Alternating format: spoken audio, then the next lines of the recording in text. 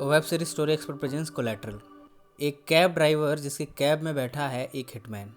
अब मुसीबत यह है कि उसे गाड़ी वहीं चलानी पड़ रही है जहां की वो हिटमैन कह रहा है, क्योंकि उसके ऊपर गन तानी गई है। ऐसे में क्या वो कैब ड्राइवर अपने आप को बचा पाएगा? फाइनली कौन किस पर भारी पड़ेगा, ये हम देखेंगे इस फिल्म में। यह फिल्म एक नियो नॉयर एक्शन थ्रिलर है। इसमें डायरेक्शन और प्रोडक्शन का काम किया था माइकल मैन ने। फिल्म को लिखा था स्टुअर्ट ब्रेटी ने। टॉम क्रूज और जेमी फॉक्स इसमें लीड रोल में थे।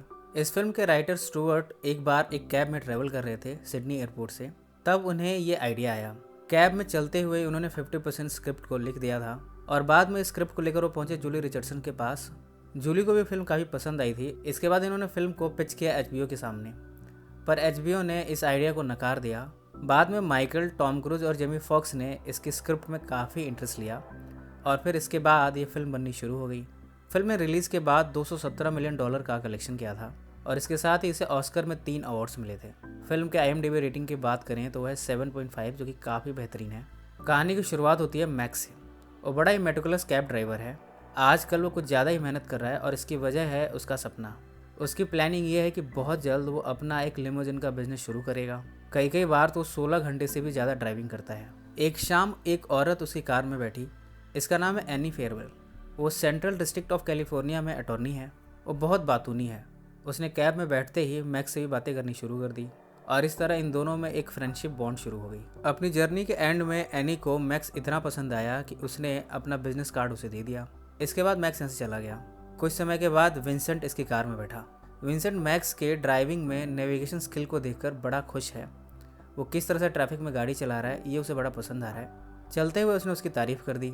मैक्स भी इस पर बड़ा खुश हुआ, पर उसे नहीं पता कि ये इंसान कौन है और उसके इरादे क्या हैं। थोड़ी देर के बाद ही विंसेंट ने कहा, मैं यहाँ पर एक रियल एस्टेट डील के लिए आया हूँ। मैं तुम्हें $600 दूंगा अगर तुम मुझे मेरी बताई गई लोकेशन पे ड्राइव करते हुए ले चलो।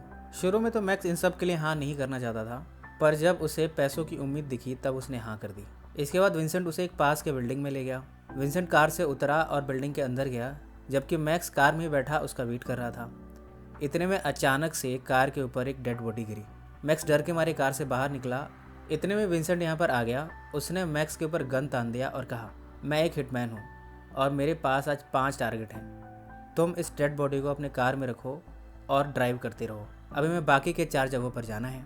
इस समय मैक्स इतना डरा हुआ था कि उसने वही किया जो कि विंसेंट ने कहा। दूसरे स्टॉप पर पहुंचकर विंसेंट ने मैक्स के हाथों को स्टीयरिंग व्हील से बांध दिया और बिल्डिंग के अंदर चला गया। यहाँ कार में बैठा मैक्स हेल्प के लिए चिल्ला रहा था। अचानक से यहाँ पे 2 लोगों का आना हुआ। मैक्स को लगा कि शायद ये लोग उसकी हेल्प करेंगे, पर उन्हें ये मौका अच्छा दिखा। उन्होंने पीछे कार में रखी सूटकेस को लेकर भागना शुरू कर दिया। अब तक विंसेंट यहाँ पर आ चुका था। उसने देखा कि उसके ब्रीफकेस को कोई और चुरा रहा है। तुरंत ही उसने उन दोनों पर गन चला दी और ब्रीफकेस लेकर वापस कार में बैठ गया। इसके बाद उसने मैक्स को फिर से कहा ड्राइव करने के लिए। अब विंसेंट मैक्स को लेकर पहुंचा है एक जैज़ क्लब। यहाँ उसने मैक्स के लिए ड्रिंक ऑर्डर की। विंसेंट एक टेबल पर बैठा इस क्लब के ओनर डेनियल से बातें कर रहा है। मैक्स भी बैठा इन दोनों की बातें सुन रहा है। वो डेनियल को विंसेंट की सच्चाई बताना चाहता था, पर वो इसमें बहुत डरा हुआ था। वो कुछ भी नहीं कह पाया। बातों बातों में विंसेंट ने कहा कि वो डेनियल को यहाँ मारने आया है और वो उसका तीसरा टारगेट है। मैक्स ने विंसेंट से रिक्वेस्ट की और कहा कि प्लीज़ डेनियल को मत मारो। विंसेंट इस पर हंस पड़ा। उसने कहा, ठीक है, मैं इसे छोड़ देता हूँ, पर इसे मेरे एक सवाल का जवाब देना होगा। अगर जवाब सही निकला तो मैं वाकई में इसे छोड़ दूंगा। डेनियल ने डरते हुए पूछा, आपका सवाल क्या है? मैं सवाल का बिल्कुल सही जवाब दूंगा और मैं अपनी जान बचा लूँगा।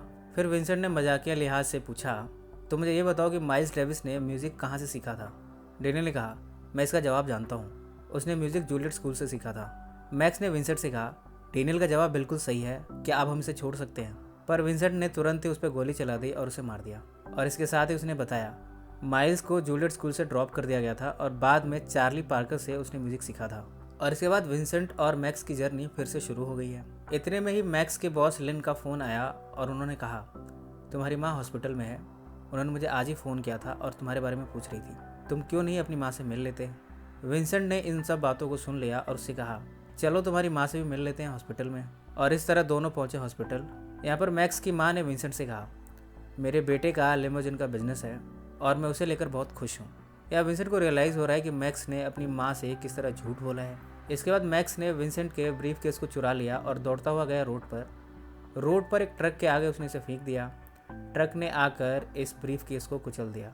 दरअसल इस ब्रीफ केस में आगे के टारगेट की डिटेल्स थी, और अब जब ब्रीफ केस ही नहीं रहा तो भला विंसेंट आगे के लोगों को मारेगा कैसे। वो बड़ा गुस्सा हुआ मैक्स पर।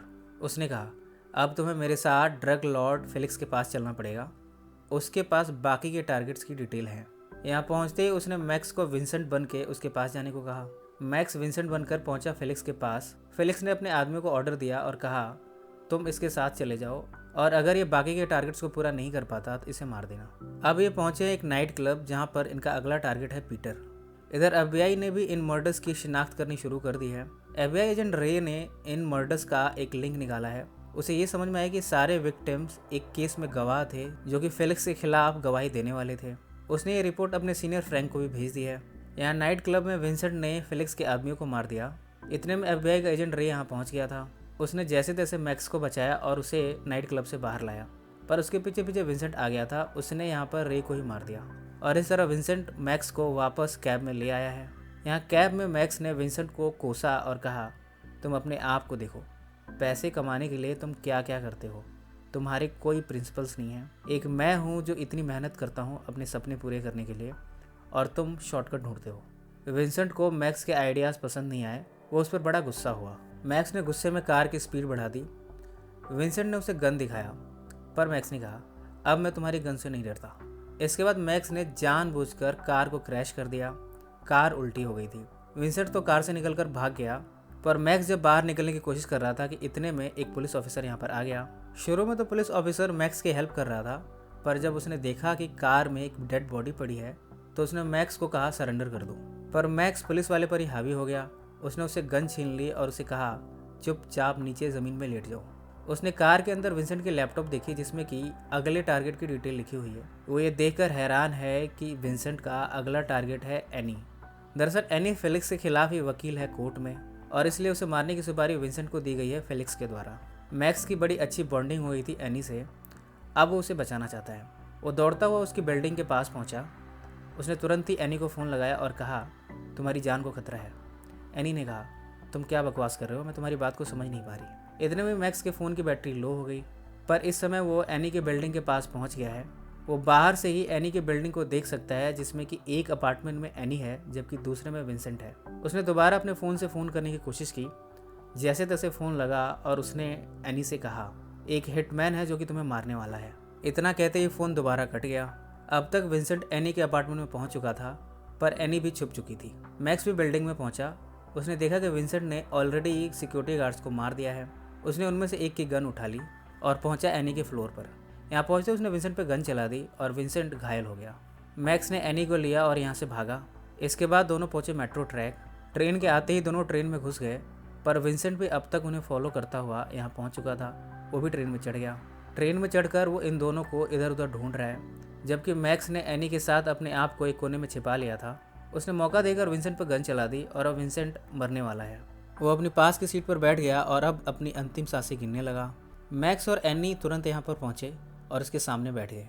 मरते हुए विंसेंट ने कहा, मैंने बहुत पहले एक आदमी को देखा था, वो भी मेरी ही तरह मर रहा था, पर उसे पूछने वाला कोई भी नहीं था। आज मेरी भी हालत बिल्कुल वैसी है। इसके बाद विंसेंट ने दम तोड़ दिया। अब तक सुबह हो चुकी है। एनी और मैक्स ट्रेन से बाहर आ चुके हैं और अब आज की सुबह उनके लिए एक फ्रेश बिगिनिंग की तरह है। इसी नोट पर यह फिल्म समाप्त हो जाती है। ये कहानी आपको कैसी लगी कमेंट्स में ज़रूर मेंशन करें। सो फ्रेंड्स, फिर मिलेंगे ज़िंदगी के किसी नए मोड़ पर।